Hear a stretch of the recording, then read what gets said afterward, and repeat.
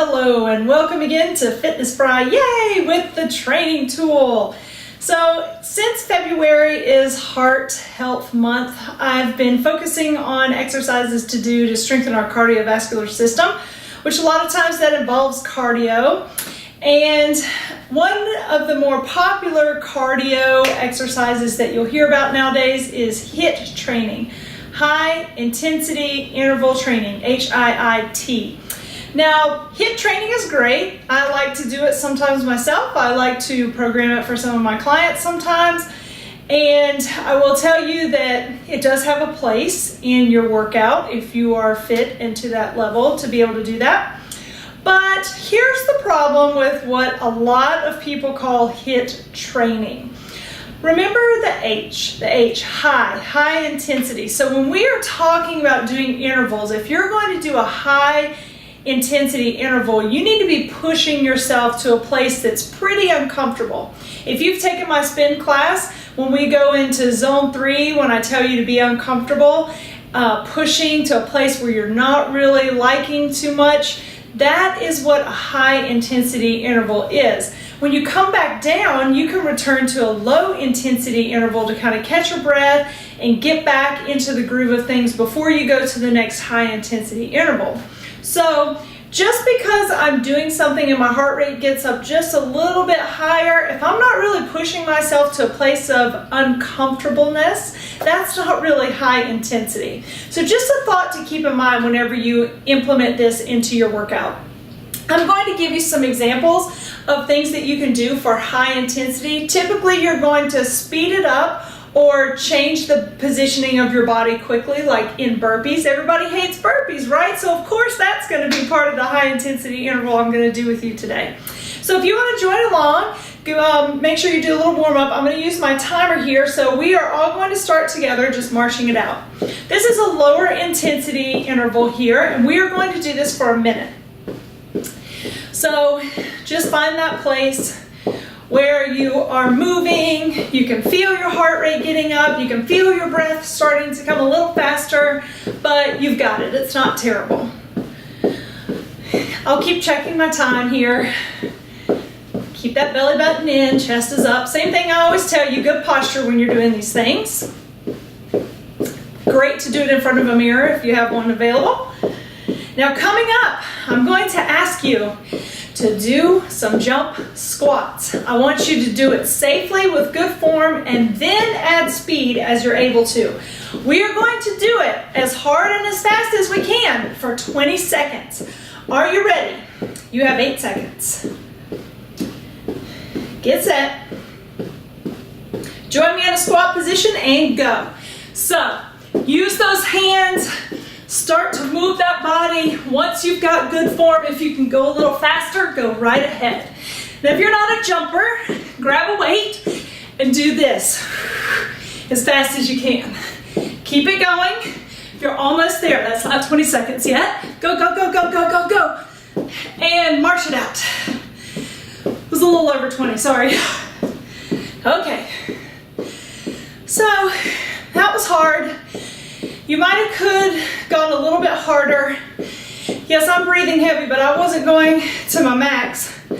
For me to make that a little harder, I might add weight or jump up on a step box and come back off. Right now though, you've got 1 minute to catch your breath.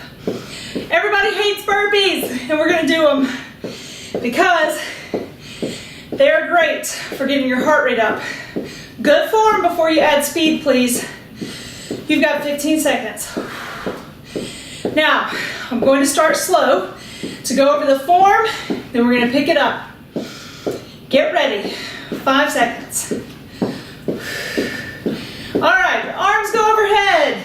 Take it down to a squat. Kick those feet back into plank. Keep your abs tight. Bring those feet back in. Jump all the way up. Down, plank, in, up, down, plank, in, up. Now pick up your pace, go. Don't let your butt sag when you jump out to plank. Keep it moving. I'll check the time, keep going, go, go, go. And that's it, march it out. Pretty easy. to get the heart rate up with your burpees.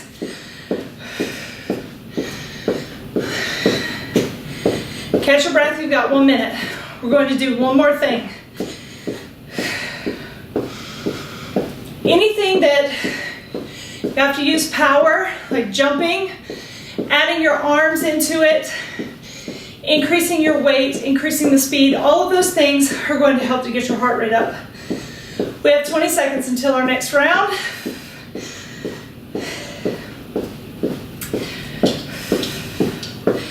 Next one is going to be mountain climbers. Most people hate those too. Hey, it's all good. HIIT is not meant to be fun. Okay, take it down to the ground with me. Ready? Legs go back. Pull your knee in and switch. Go. Now, pick up the pace. If you've got it in you, go, go, go, go. You've got 10 seconds, people. Get your heart rate up as high as you can. 5, 4, 3, 2, 1. There you go. Another way you can make that harder, if that's not hard enough, is to lengthen the time out that you do your interval for. Let's catch our breath. Look, I worked so hard I made Caddy tired. Right, Caddy? Excellent. We're going to take a minute, bring our heart rate down before I chat with you, because I too cannot breathe well. March it out. Now this was just a simple one. I just took you through 1 minute of what's called active rest. We didn't sit, we didn't stay still for rest, we kept moving. It was just a march. You can do tons of things for active rest.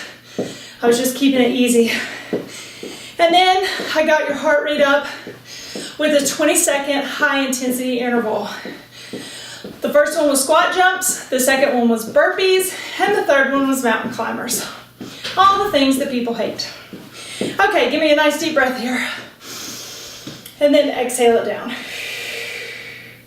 Good. So that is just an example of how you can do some high intensity interval training. The good thing about that is you don't have to do that for an hour. You can shorten that down to 10, 15, 20 minutes depending on your fitness level.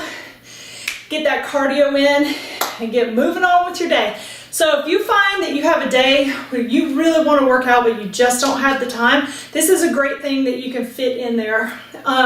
Also, it makes your heart and your lungs stronger. And the way that it does that is that when you push as hard and as fast as you can for that little 20-second interval there, that increment, your heart has to work hard. And then you let it come back down so you're able to rest. So it pushes your heart and your lungs to have to work a little bit harder, but then it gives it that rest so that you're not overloading yourself. So that's why it makes you stronger in the long run. I've also read articles about people over 40 that if you're going to run, instead of going out and doing just long distance running all the time, interval training is a great thing to work into your runs. So all you would do is just run a little bit faster and then jog at a slower pace, run a little bit faster, jog at a slower pace.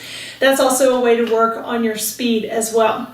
So keep that heart strong, work in some intervals, make sure you're actually doing high intensity if that's what you're striving for. You should really feel the wind sucking when you do that. Have a great day and I hope your weekend is awesome.